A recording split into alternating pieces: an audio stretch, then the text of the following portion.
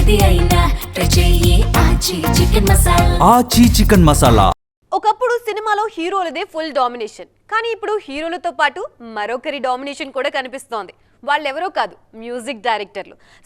సినిమాకి ఆస్తులు రాయించుకునే రేంజ్లో రెమ్యూనరేషన్స్ పెంచేసి ఇండస్ట్రీని షేక్ చేస్తున్నారు.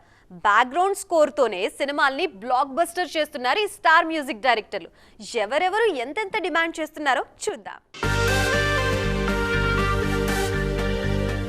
తన బీట్స్ తో ఇండస్ట్రీని ఊపేస్తున్న అనిరుద్ రెమ్యునరేషన్ తో నిర్మాతలను వణికిస్తున్నారు. లోకేష్ కనకరాజ్ బన్నీ కాంబోలో రాబోతున్న AA23 సినిమాకు ఈయన ఏకంగా 23 కోట్లు తీసుకుంటున్నారని తెలుస్తోంది.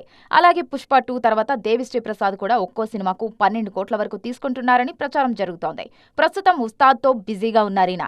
టాలీవుడ్ లో వరుస ఆఫర్లతో దూసుకుపోతున్న తమన్ సైతం తన రేట్ పెంచేసి ఒక్కో ప్రాజెక్టుకు 10 కోట్ల వరకు తీసుకుంటున్నారని టాక్ నడుస్తోంది. చేతిలో ఎన్ని సినిమాలున్నా కరెక్ట్ గా అనుకున్న టైంలో బెస్ట్ అవుట్పుట్ ఇస్తారనే మంచి పేరుండటమే తమన్ కెరీర్ కు శ్రీరామరక్షలా మారుతోంది.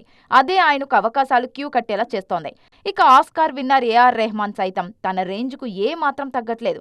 పెద్ద సినిమా కోసం దాదాపు 15 కోట్ల వరకు రెమ్యునరేషన్ తీసుకుంటున్నారని వార్తలు వినిపిస్తున్నాయి. ఇలా టాప్ మ్యూజిక్ డైరెక్టర్లంతా తమ క్రేజ్ తో రెమ్యునరేషన్స్ లో కుర్ర హీరోలను సైతం దాటేస్తూ సినిమాల బడ్జెట్ లెక్కలను కూడా మార్చేస్తున్నారు.